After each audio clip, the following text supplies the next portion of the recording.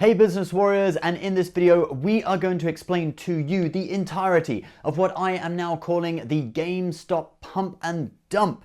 Now, we did an earlier video where we explained the concept of short squeeze and what happened to send GameStop stock up to the moon, but now it is falling, no, not falling, hurtling back towards Earth. But why? Well, there are several parties and factors involved in all of this. Let's start with Robinhood, who controversially limited orders on GameStop and other meme stocks, preventing people from buying them. Have you ever wondered how Robinhood makes money whilst it lets you trade stocks for free? Well, it's no secret that Robinhood's free trading platform did take customers away from many of the major household name brokerages. So in 2019, a group of discount brokers such as Charles Schwab, TD Ameritrade, and Fidelity all eliminated trading fees. But you could say that Robinhood was the pioneer and they set the industry in motion to eliminate trading commissions. But as you know, nothing in this world is free except for maybe air. But actually, perhaps not even that.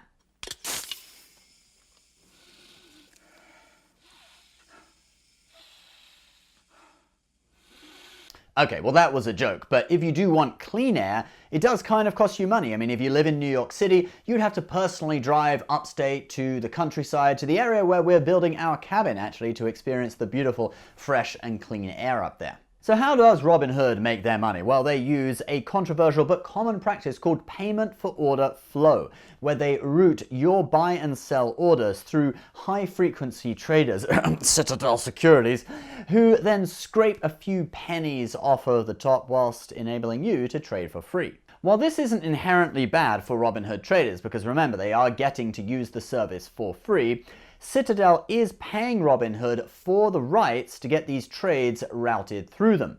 So who is the real customer? Is it you or is it Citadel? Well, technically you are a customer of Robinhood because Robinhood needs your orders in order to route them to Citadel. But at the end of the day, it is Citadel who is paying to keep the lights on in Robinhood's office. According to a CNBC article, Robinhood made roughly $180 million off of quarter two trades in 2020 alone, which would be routed through Citadel, and that's roughly double the prior quarter.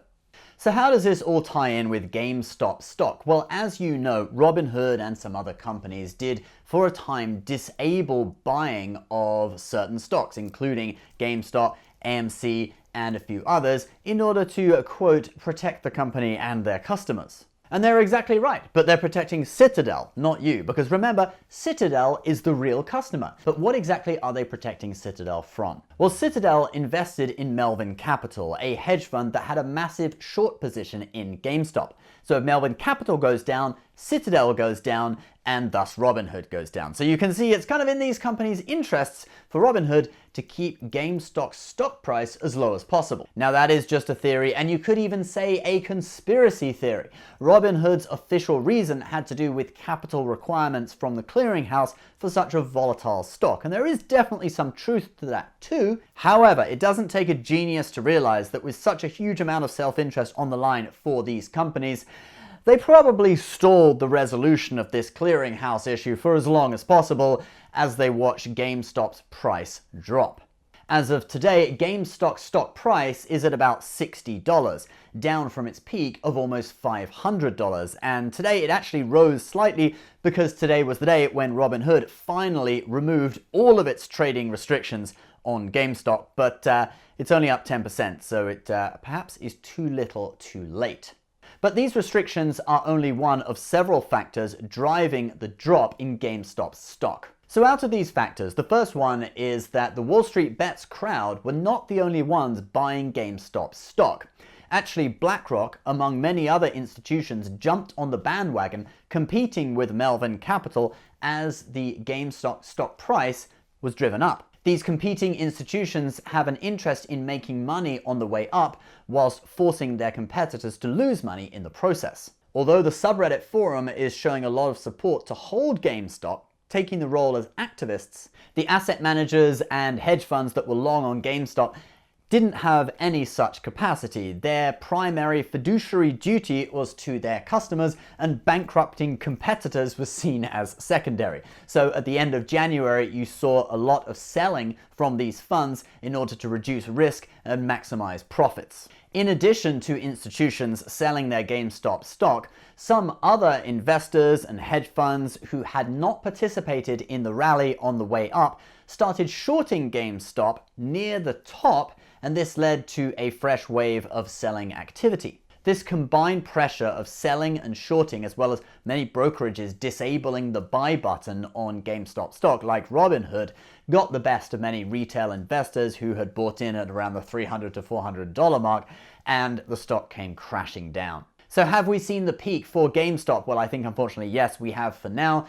The main reason that the Wall Street Bets traders were able to push the price up so much in the beginning was because of the size of the massive short positions in GameStop stock. And as they bought in, driving the price up a little bit, this forced the shorts to cover, and it drove fresh buying opportunities and price increases. But now this is public knowledge. I believe every hedge fund in the world is currently reassessing their short positions in GameStop and other stocks and limiting risk so that this can never happen again. But I commend Wall Street Bets traders for coming up with this plan, ganging up on the big guys and sticking it to them. It truly is history in the making. I don't think there has ever been a time where small investors were able to gang up on huge institutions in such an epic way. This will likely be remembered for a very long period of time and has forced institutions to be less greedy with their position sizing, because remember, a small group of traders can literally gang up on you and force you to lose billions. Alright guys, that is the video for today, and if you are interested in investing and trading in the stock market, why not consider opening an account with the brokerage app Webull? If you open an account and fund your account with just $100, you will get 2 free stocks, and one of those stocks could be valued between $800 and $1,600. So luck of the draw, what you get. I do wish you luck. Link for that is below. As always, please subscribe if you're new, and we'll see you next time. Bye bye.